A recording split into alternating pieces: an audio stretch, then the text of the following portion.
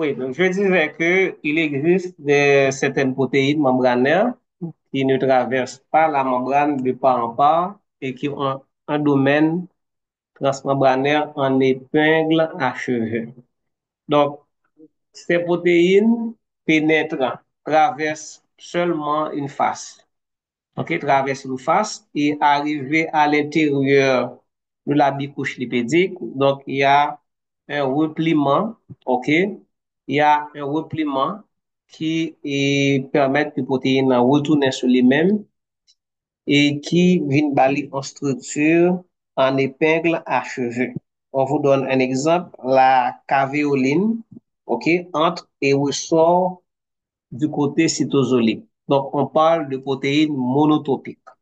Donc, les protéines monotopiques, c'est des protéines qui traversent une seule face. Les protéines bitopiques, la protéine traverse une seule fois la face cytosolique et la face extracellulaire. Les protéines polytopiques, donc cette protéine traverse plusieurs fois les deux faces. Et vous verrez dans une image donc les différents types de protéines. Voilà effectivement l'image dont je parlais. Donc, vous voyez, et vous avez ici une protéine bitopique. Voilà. Donc, ici, vous voyez bien la structure en forme de spirale de la protéine. Ça, c'est ce qu'on appelle la structure secondaire. Vous voyez, c'est une partie, le domaine transmembranaire. Voici le domaine transmembranaire. OK? Le domaine transmembranaire. Donc, voici ici le domaine transmembranaire. Donc, le domaine transmembranaire des protéines membranaires a une structure secondaire. Donc, il y a une structure secondaire et cette structure secondaire, c'est pas le feuillet bêta-APC, ok, c'est pas le feuillet bêta-APC, mais c'est cette structure hélicoïdale, ok, hélicoïdale, donc qui est en forme d'hélice qu'on appelle l'hélice alpha. OK? Donc, hélice alpha et feuillet bêta-PC sont les deux structures secondaires, donc les plus importantes, donc les plus abondantes qu'on retrouve dans les protéines. Donc, vous avez une partie qui est extracellulaire. Donc, c'est cette partie qui est généralement glycosylée. Et vous avez également une partie de la protéine qui est intra- et cellulaire, donc qui est cytosolique. OK, vous voyez ici, dans cette partie cytosolique de la protéine, il y a une autre protéine, OK, une autre protéine qui est fixée sur cette protéine bitopique. Donc, c'est une protéine extrinsèque. OK, une protéine extrinsèque, donc c'est une protéine qui n'a rien à voir avec la membrane plasmique. Donc voilà, vous avez des protéines extrinsèques encore ici en bleu, vous voyez bien. Donc ces protéines ne traversent pas la membrane plasmique. Donc ce sont des protéines extrinsèques. Donc cette protéine ici, c'est une protéine bitopique. Vous avez une protéine polytopique, vous voyez. Donc cette protéine traverse la membrane des deux côtés chez la plusieurs fois. OK, c'est une protéine bitopique. Maintenant, sauf que ici, ce qu'on n'a pas, on n'a pas l'exemple d'une protéine monotopique, mais je vais dessiner ça pour vous. Une protéine, laisse-moi mettre en rouge. Donc, une protéine, voilà. OK, vous voyez. Bon, j'aurais dû mettre ça en forme de spirale, arriver ici. OK, voilà. Est-ce que vous voyez bien?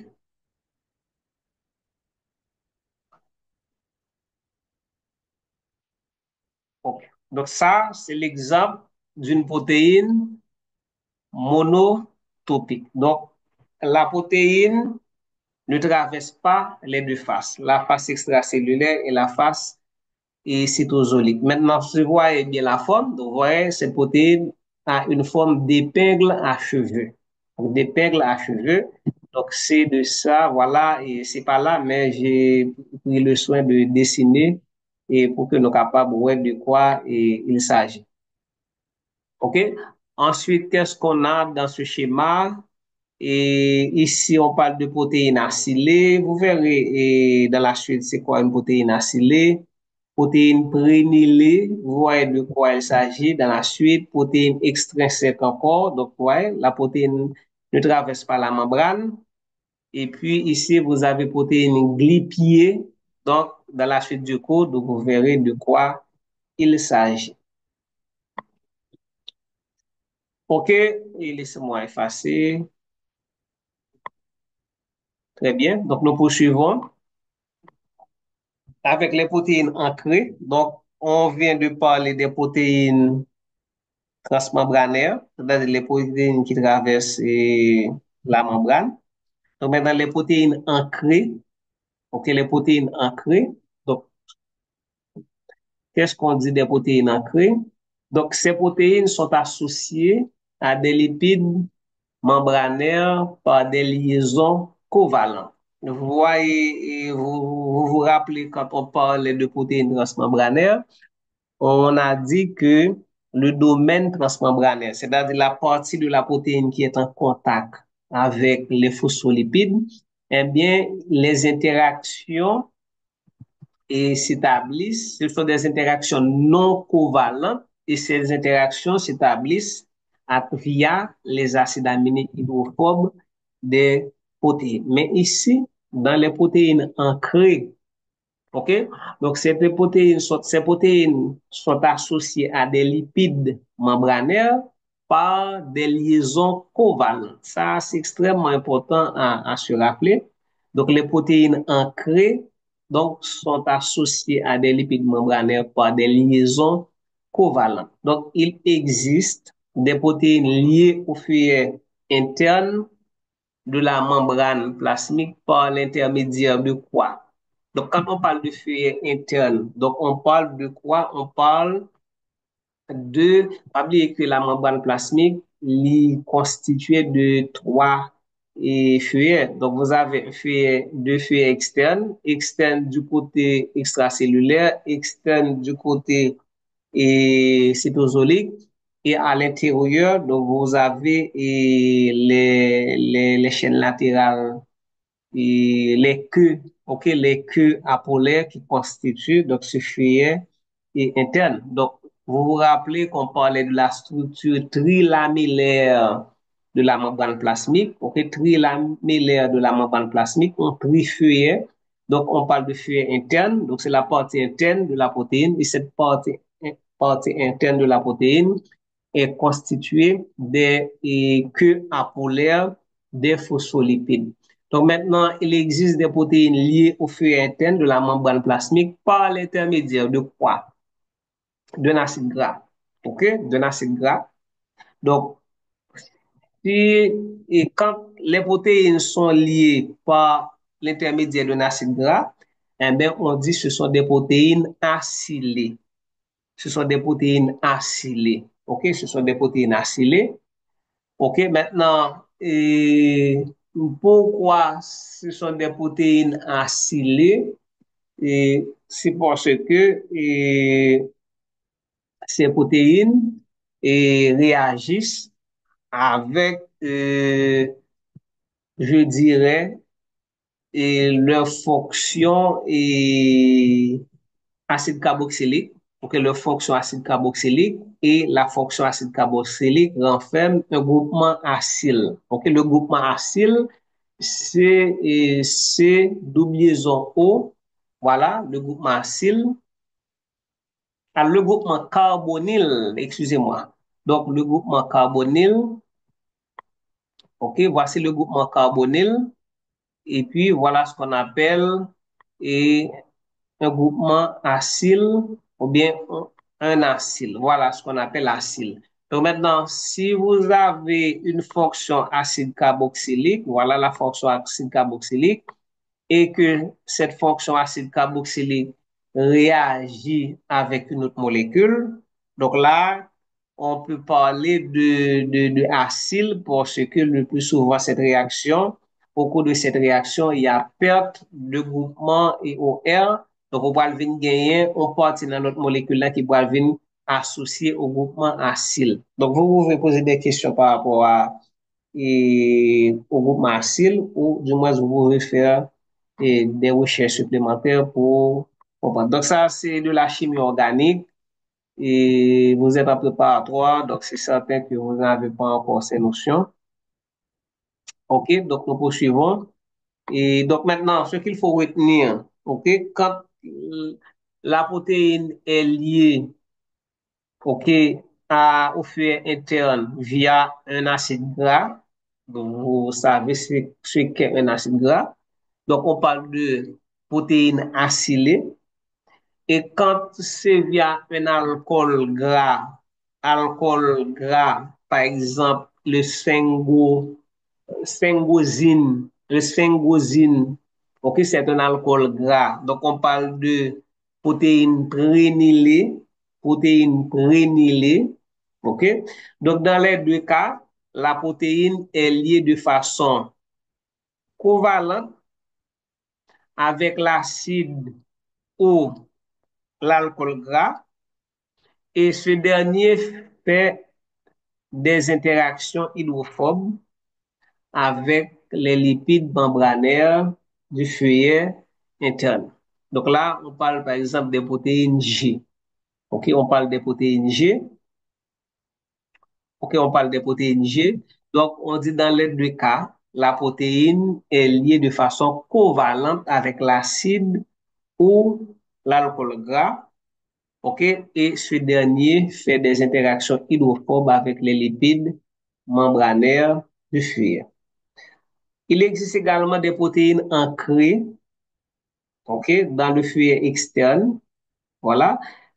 Là, on parle de ces protéines ancrées ici, ces protéines acylées et protéines prénylées, donc qui sont liées au feuillet interne. Maintenant, vous avez aussi des protéines, OK, qui ancrées dans le feuillet externe par l'intermédiaire du phosphatidyl'inositol. Donc, phosphatidyl'inositol, on a vu lorsqu'on étudiait les constituants lipidiques de la membrane plasmique, donc on a vu les différents types de lipides. On avait parlé des glycérolipides, on avait parlé des glycérophospholipides, donc phosphatidyl'inositol donc fait partie des glycérophospholipides. Donc, vous avez un squelette glycérol qui est estérifié par deux acides gras. Ensuite, l'autre alcool, le glycérol c'est un trialcool, donc deux fonctions alcool estérifiées par deux acides gras. L'autre fonction alcool est estérifiée par acide phosphorique et l'acide phosphorique est lié à inositol. Donc, inositol, c'est un cycle hexagonal et dans lequel chaque atome de carbone, c'est comme vous avez cyclohexane, et puis chaque atome de carbone, donc on enlève un hydrogène, dans cyclohexane, chaque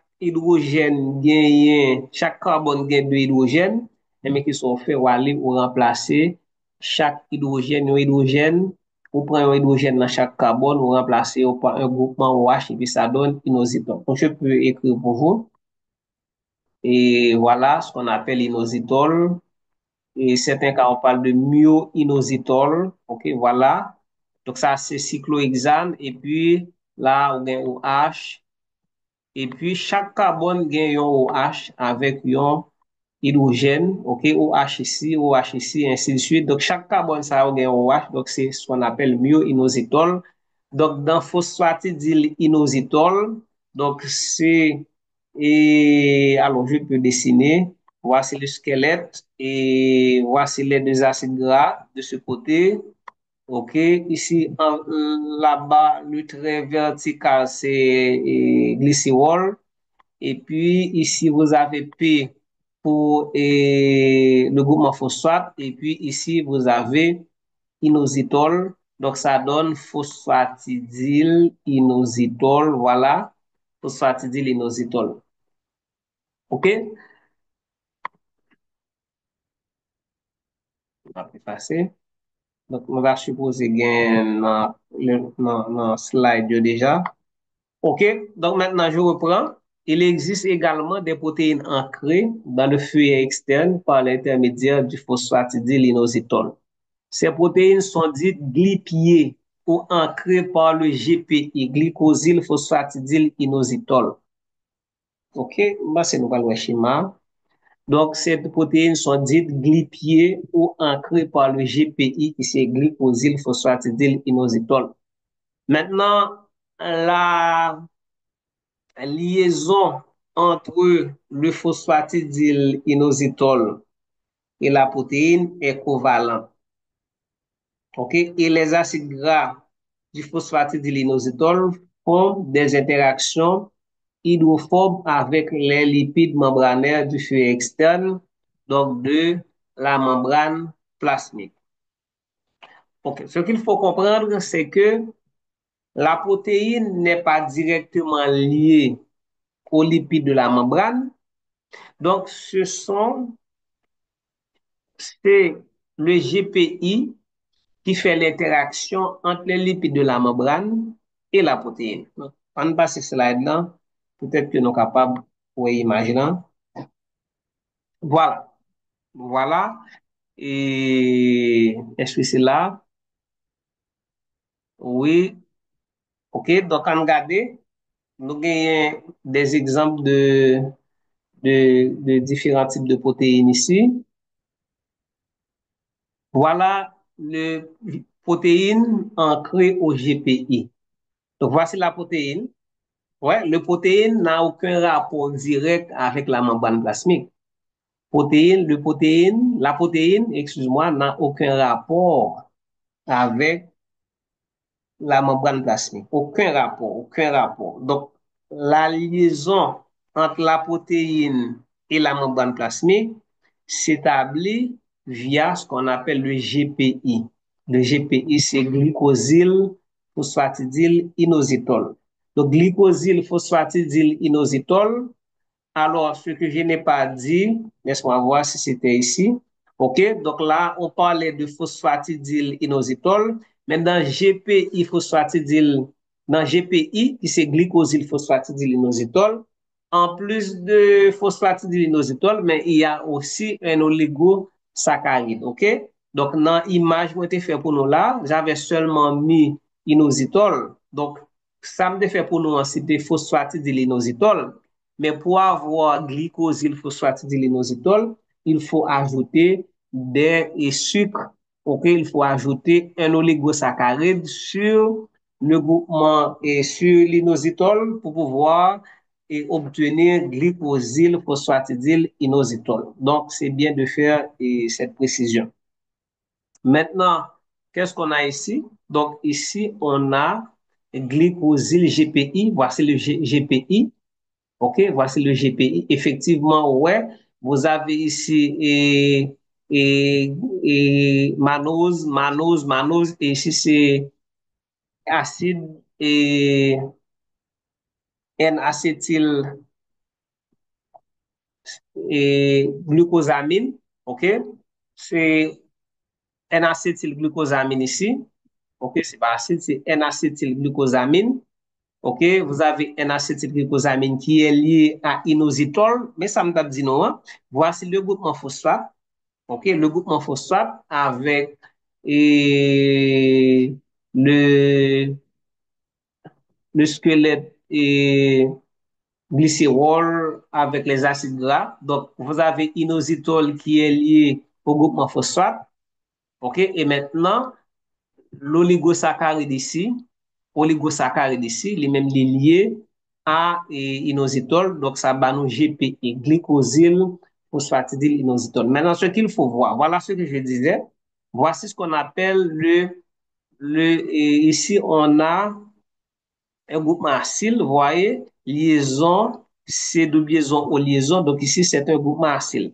Maintenant, la protéine ancrée ici, elle n'est pas directement liée au, elle n'est pas directement liée à la membrane plasmique, donc elle est liée à la membrane plasmique via le GPI, qui c'est glycosyl phosphatidyl inositol. Donc, vous avez des protéines ancrées et au feuillet externe. vous avez des protéines ancrées au feuillet interne. Donc ici, ces protéines ancrées donc, au feuillet interne, donc une liaison avec des lipides, ici une liaison avec des protéines, etc. Les protéines extrinsèques ou les protéines périphériques, donc ces protéines peuvent se retrouver du côté extracellulaire ou cytosolique. Elles ne sont jamais liées de façon covalente à la bicouche lipidique.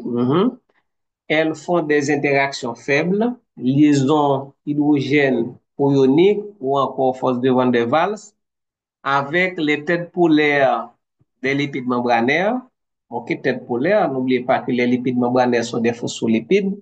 Donc, il y a une tête polaire et deux queues apolaires. Les régions polaires des protéines intrinsèques, ok, les régions polaires des protéines intrinsèques.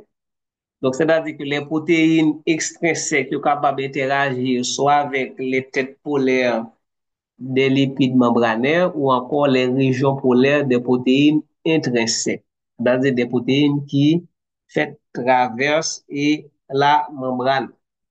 Donc, ces protéines se détachent de la membrane et donc se purifient par simple modification du pH pour de la force ionique. Donc, c'est des protéines qui peuvent se détacher de la membrane et se purifient, ok, par une simple modification du pH de la force ionique.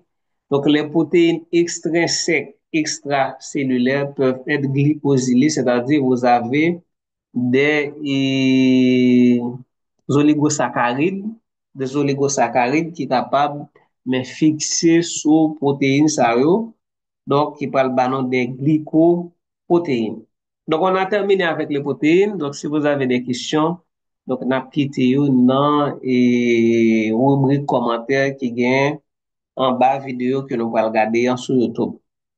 On va parler de glycocalyx. Donc, glycocalyx représente les constituants glucidiques de la membrane. Donc, je rappelle que la membrane plasmique, il y a trois types de constituants, trois composantes. Il y a les lipides, les protéines et les glucides. Donc, les glucides représentent le glycocalyx. On parle de sel hôte ou encore manteau cellulaire. Donc, les protéines et les lipides membranaires faisant face au milieu extracellulaires sont glycosylés. Glycosylés, c'est-à-dire ces protéines, ces lipides sont associés à des oligosaccharides, c'est-à-dire des glucides complexes formés de 4 monosaccharides jusqu'à 10 monosaccharides. Donc, 10% des phospholipides sont glycosylés. Donc, l'ensemble des glucides forment un manteau appelé glycocalyx. Donc, les glucides sont le plus souvent des oligosaccharides hétérogènes, des oligosides ou oligosaccharides hétérogènes, c'est-à-dire qui formés de plusieurs monosaccharides différents. OK? Donc, ça peut être galactose, glucose, mannose, etc. Donc, je vous donne les trois exoses les plus importants sur le plan biologique, c'est glucose, galactose, mannose. OK? Donc, les glucides sont le plus souvent des oligosides ou oligosaccharides hétérogènes, c'est-à-dire des combinaisons de plusieurs monosaccharides connus plus ou moins modifiés. Voilà, c'est là, mannose, glucose, galactosamine. Donc, galactosamine, c'est un sucre dérivé de galactose. Acide N-acétylnuraminique, encore, c'est des sucres modifiés ou encore dérivés de mannose, ok, acide N-acétylnuraminique, les dérivés de mannose, alors que galactosamine, les dérivés de glucose. Donc, les glucides constitutifs de ce manteau, les glycanes. Alors, ici, bon, devrais faire un point par rapport à l'expression ça glycane parce que si on parle de oligosaccharides, donc oligosaccharides ne font pas partie des glycanes. Donc les glycanes, c'est les polysaccharides. Donc polysaccharides ou glycanes. Donc les oligosaccharides ne sont pas des glycanes. OK? Donc on verra ça dans le cours de biochimie. OK, mais tout simplement, les glucides, c'est constitué de ce manteau. Je mettrais entre parenthèses des oligosaccharides, OK, ou oligosides, donc représentent un ensemble spécifique de marqueurs biologiques impliqués dans la reconnaissance et l'identité des cellules. C'est-à-dire que les glucides jouent un rôle important, un rôle physiologique, biologique important dans la reconnaissance et l'identité des cellules. Ce qu'il faut savoir que les cellules sont associées les unes aux autres et cela est par organes. Donc maintenant, ce qui permet aux cellules de rester et associées et de faire des échanges, c'est le fait que les cellules peuvent et se reconnaître entre elles. Et cette reconnaissance est liée aux glucides et membranaires, donc marqueurs glucidiques des groupes sanguins à la surface des hématies. Donc l'identité, donc les glucides, donc ces glucides, c'est eux-mêmes qui à la base de ce qu'on appelle des groupes sanguins et qui sont déterminés à partir des hématies ou encore des globules rouges. Et ces glucides participent aussi à leur adhésion à leur environnement. OK? Et ces glucides jouent le rôle de récepteur aussi dans certains cas, ça c'est la reconnaissance, ok, c'est la reconnaissance dans certains cas, et surtout avec des virus, des bactéries qui avant de pénétrer dans la cellule, donc s'associent aux glucides, ok, avant de pénétrer dans la cellule. Donc les groupes sanguins, donc vous avez les marqueurs glucidiques d'identification cellulaire, vous avez les groupes sanguins, la spécificité des antigènes membranaires des globules rouges ou hématies dépend de la nature des oligosaccharides constitutifs. OK? Donc là, on parle de antigènes, donc on parle de A, B, O, etc. Donc ces oligosaccharides sont portés par des glycolipides membranaires. Donc c'est des oligosaccharides qui sont liés à des lipides. Donc, fucose et galactosamine spécifiques des antigènes du groupe A, tandis que fucose et galactose spécifiques des antigènes du groupe B. Donc là, on vous donne la composition. OK, on vous donne la composition. En fait, fucose, c'est un sucre dérivé de galactose, OK, de galactose. Ok, c'est un sucre dérivé de galactose. Donc, pour les antigènes du groupe A, vous avez fucose et galactosamine. Et pour les antigènes du groupe B, donc vous avez fucose et galactose. Donc, on verra dans le slide précédent une image qui vous donne beaucoup plus d'informations par rapport à ce qu'on dit ici. Donc, vous avez d'abord les groupes sanguins, donc les marqueurs glucidiques qui permettent d'identifier les cellules. Donc, vous avez le complexe majeur d'histocompatibilité au CMH. Donc, ce complexe intervient dans l'immunité, OK, et intervient par exemple dans le cas d'une greffe. Donc, les glycoprotéines des cellules nucléées codées, OK, les glycoprotéines des cellules nucléées codées par une vingtaine de gènes polyalléliques. Là, on ne sait pas quel bagage qui dit là, pas quel bagage qui dit là, là, on gagne génétique, on gagne biologie moléculaire. Donc, quand on vous dit glycoprotéines des cellules nucléées codées par une vingtaine de gènes polyalléliques, c'est-à-dire que, je l'avais dit au commencement, quand on parlait des protéines, donc les protéines ont leur origine dans l'ADN et l'ADN est constitué de gènes, ok, de gènes et les gènes portent l'unité, l'information nécessaire à la synthèse et d'une ou de plusieurs protéines. OK?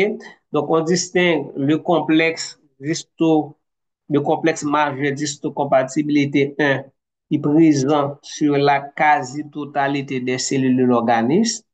Et vous avez le CMH2 présent sur certaines cellules immunitaires comme cellules et présentrices de l'antigène, les macrophages, les lymphocytes B et les cellules dendritiques, donc des cellules immunitaires qui interviennent dans le rejet des greffes.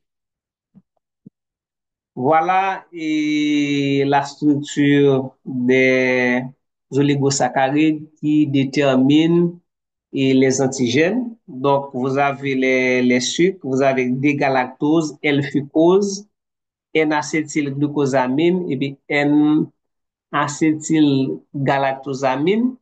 Donc, le groupe, tu vois eh bien, et ce qui est différent du groupe A et du groupe B, c'est que c'est le N-acétyl, ici c'est N-acétyl vert, c'est N-acétyl et glucosamine. Donc, ils ont tous en commun.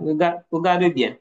Ils ont tous en commun ils ont tous en commun, les oligosaccharides ont tous en commun une même structure de base. OK? Cette structure de base, c'est quoi? C'est D-galactose, N-acétylglucosamine bleu, ensuite D-galactose et ensuite L-fucose qui est une ramification. OK? Maintenant, ce qui va déterminer vraiment les groupes sanguins, okay? Ce qui va faire la différence au niveau des groupes sanguins, c'est que le groupe A, donc il gagne comme dernier monosaccharide de N-acétylgalactosamine. Et puis le groupe B, vous avez quoi? Vous avez le galactose comme dernier monosaccharide. OK? Donc, regardez bien, ça me dit nous, c'est que, donc, yo tout yo gen une structure de base, OK?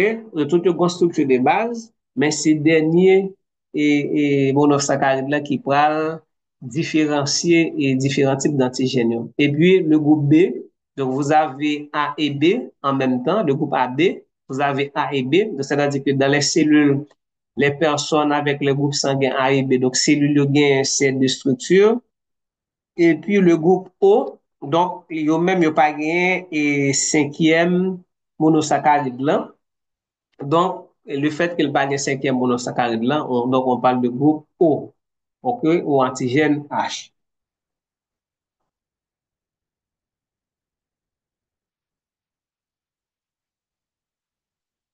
Ok, donc qu'est-ce qu'on dit la fucose et galactosamine spécifique des antigènes du groupe A, tandis que fucose et galactose B. Fucose, galactose, ok, fucose, galactose, et puis galactosamine et puis fucose. Bon, voilà, c'est ce qu'on disait dans le slide précédent. OK, donc nous poursuivons avec les glucides et adhérences cellulaires. Donc, ces glucides participent aussi à l'adhérence cellulaire. Donc, dans les cellules, dans les tissus, OK, donc les cellules sont associées les unes aux autres. Donc, il y a des molécules qui participent en fait à cette association qui permettent aux cellules donc de rester solidaires. Donc, adhérence liée au CAM. CAM, c'est quoi? C'est celle adhésion molécule. OK? Donc, c'est quoi CAM? C'est des glycoprotéines membranaires comme sélectine, intégrine, cadérine, donc qui participent à l'adhésion cellulaire. Donc, glycoprotéines, c'est-à-dire c'est des protéines associées à des oligosaccharides. Donc, ces glucides ont un rôle dans la migration cellulaire, donc sélectine, émigration des lymphocytes au travers des vaisseaux sanguins par diapédèse, donc N-cadérine et interaction des cellules au cours de la mise en place du réseau neuronal embryonnaire, donc tube neural par exemple. Ok, l'adhérence cellule-cellule OK, ouais, l'adhérence cellule, c'est E-cadérine, et puis l'adhérence cellule, matrice extracellulaire, c'est intégrine. Alors, matrice extracellulaire, donc, c'est en fait l'espace et c'est la substance fondamentale qui constitue l'espace interstitiel. Donc, dans cette substance, on retrouve des protéines, on retrouve également des glucides complexes, ok? Des glucides complexes. Donc, on a bien pour nous étudier et éléments ça.